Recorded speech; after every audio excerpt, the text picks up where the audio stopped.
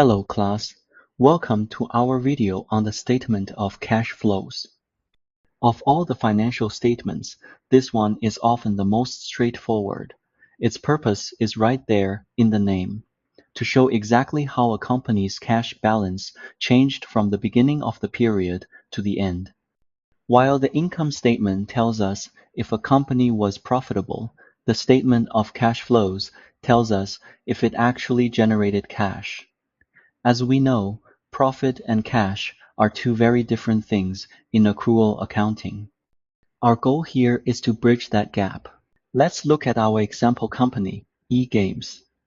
On their balance sheet, you can see that in 2026, they had $48,000 in cash. By the end of 2027, they have $62,000.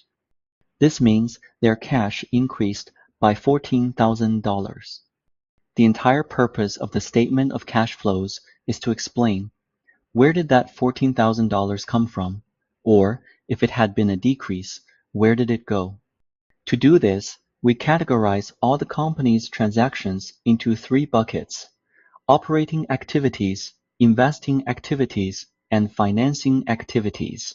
Just briefly, operating activities are the day-to-day, core business functions like sales, inventory, and paying employees. Investing activities involve buying or selling long-term assets like equipment or land, and financing activities are about how the company raises money, like issuing stock or paying down debt. We're going to walk through all three sections, starting with the most complex one, operating activities. For the operating section, we'll use the indirect method. Nearly 98% of public companies use it. The indirect method is logical. We begin with net income from the income statement and adjust it from an accrual basis number to a cash basis number. For eGames, the income statement shows a net income of $42,000. Our job is to translate this $42,000 profit into the actual cash from operations by removing the effects of all non-cash items and accruals. There are two main types of adjustments we need to make. The first group of adjustments is for items on the income statement that don't affect cash. Let's start with depreciation expense. eGames reported $9,000 in depreciation. This expense reduced their net income, but it's a non-cash expense. No check was written. So, to get back to a cash number, we must add back that $9,000. Next, the loss on sale of land. The income statement shows a $4,000 loss. This loss also reduced net income. However, selling land is an investing activity. We will deal with the cash from this sale in the investing section. Because this loss isn't an operating item, we have to cancel its effect. Since the $4,000 loss decreased net income, we will add it back. And, as a side note, if this had been a gain, we would have subtracted it. The second group of adjustments comes from the changes in our current operating assets on the balance sheet. First, accounts receivable increased by $7,000. This means eGames recorded $7,000 in sales, but the customers haven't paid yet. That $7,000 is in our net income, but it's not in our cash. Therefore, we must subtract the $7,000 increase in accounts receivable. Next, inventory decreased by $10,000. This means we sold more inventory than we purchased, conserving cash. To reflect this cash saving, we add the $10,000 decrease in inventory. Finally, prepaid rent increased by $2,000. This means eGames paid $2,000 in cash for rent it hasn't used yet. This was a cash outflow that isn't reflected in net income yet, so we subtract the $2,000 increase in prepaid rent. Now we do the same for our current operating liabilities, but the rule is the opposite. Let's find accounts payable. Accounts payable decreased by $5,000. This means we paid our suppliers $5,000 more in cash than the new expenses we incurred.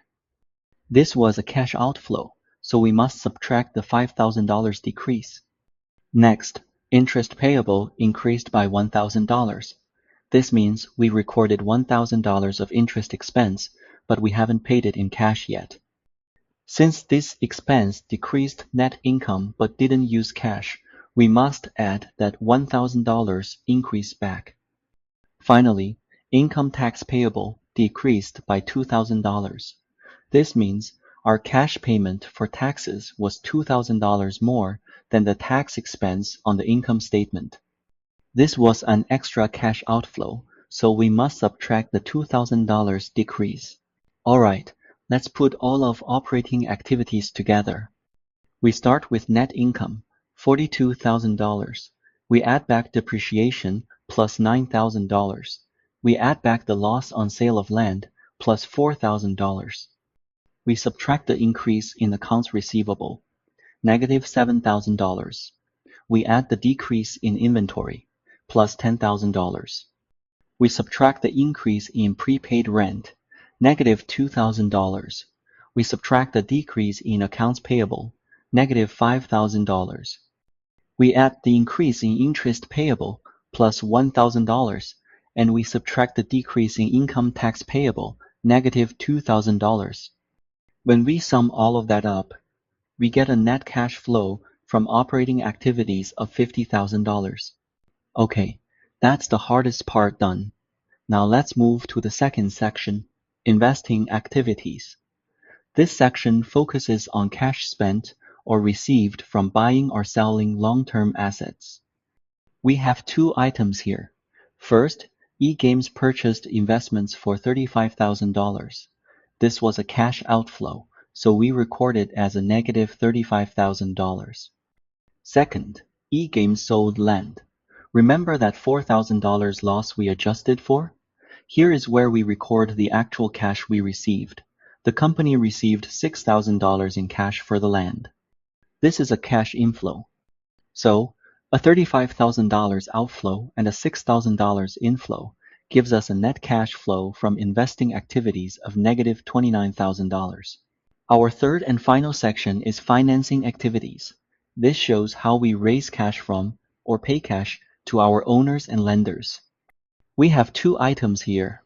First, eGames issued common stock for $5,000 in cash. This is a cash inflow from its owners. Second, the company paid $12,000 in cash dividends to its shareholders. This is a cash outflow. A $5,000 inflow and a $12,000 outflow gives us a net cash flow from financing activities of negative $7,000. Now for the moment of truth. Let's add our three sections together. We had positive $50,000 from operating, negative $29,000 from investing, and negative $7,000 from financing. $50,000 minus $29,000 minus $7,000 equals $14,000.